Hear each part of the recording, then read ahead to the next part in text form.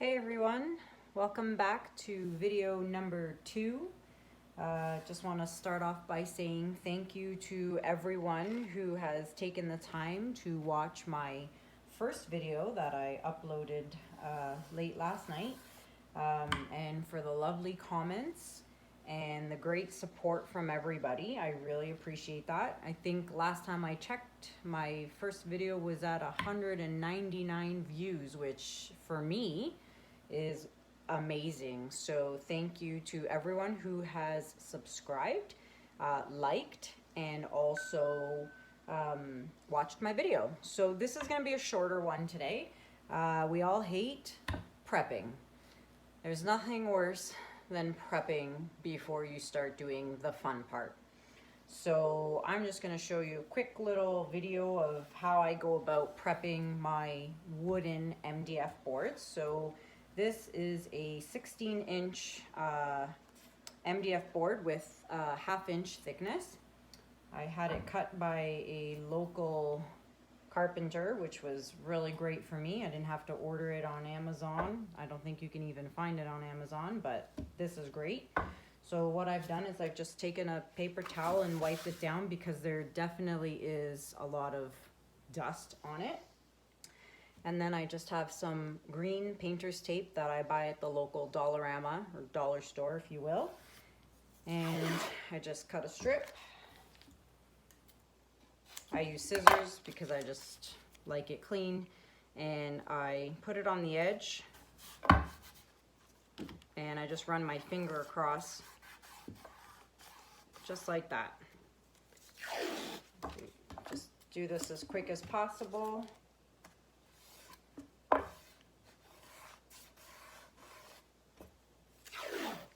This is important to do because if you're doing, whether you're doing paint or resin on the board, you want to make sure the back of the board is clean and neat so that when you sell it to your customer, it's not all messy in the back with paint fingerprints or any resin drips or anything like that.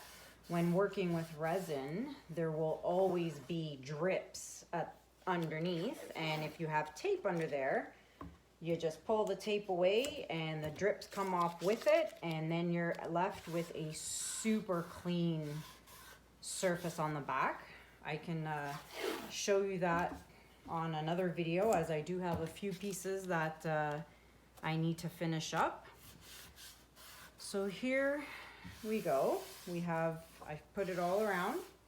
You can continue to go and go and go if you want the whole back to be covered, but I won't be doing anything very messy with this, so I don't need to waste the tape. What I usually do is I'll take a popsicle stick and I'll just run it across the edges just to really make it stick really well, because, you know, it is cheap tape from the dollar store. So just run it across like that. And then, so here, these are great. I know in the first video I showed you guys these, which are silicone, very strong and sturdy. But for smaller jobs, I have these. They're called Painter's Pyramids. I bought these off Amazon. I think you get like an 8-pack for 11, 12 bucks Canadian. I'm sure it's cheaper in the US. Everything's cheaper in the US.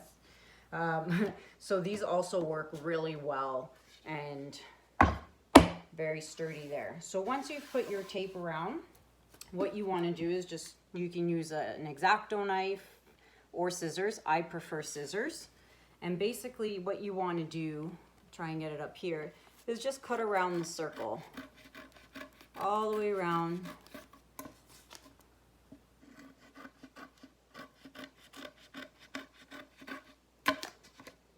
This is why scissors are a lot easier than a knife. It's like a perfect cut all the way around.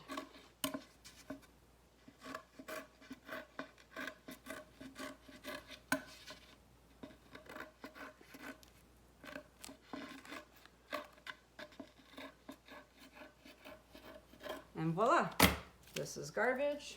Throw it down there. And there you have it, an absolute perfect circle. The tape's all around. There's clean edges. None of this rippling. If you're putting the tape around the edge, it tends to ripple on the inside. None of that. Put it like that, give it a cut around the edges, and you're good to go. So this is going to be my working surface. So again, I'm just going to give it a wipe because I'm sure there's a lot of sawdust all over this. Yep, there is. So some people like to prime their boards. Some feel it's not necessary. I have sometimes, and sometimes I haven't. It really depends what I plan on doing with my board.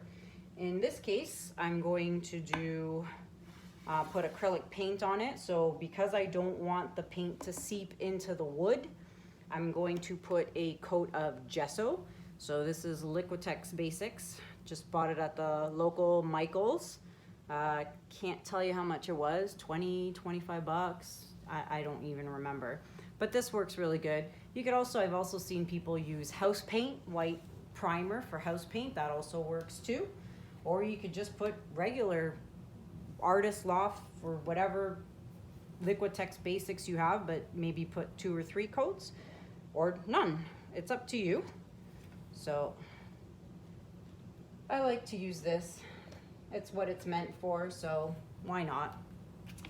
So this is the best thing I ever bought from the dollar store.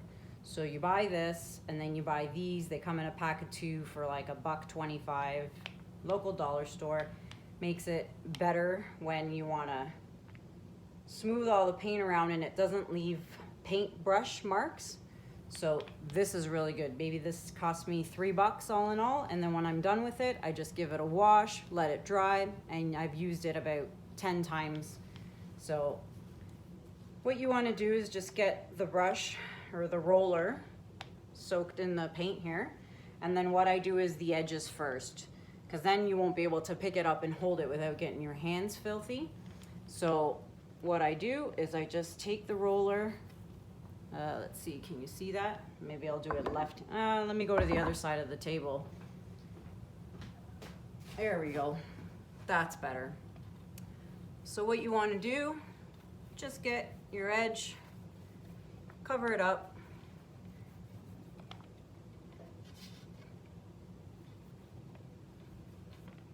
Don't leave any wood spots running out of paint. Just add some more on the brush.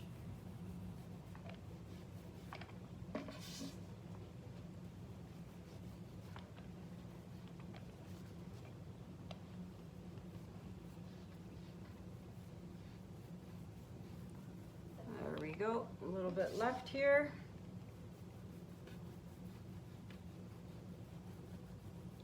And there you have it. So sides are all fully covered with white.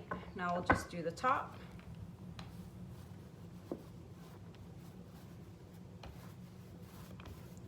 You could do 2 coats if you want. I don't bother. I think 1 is enough.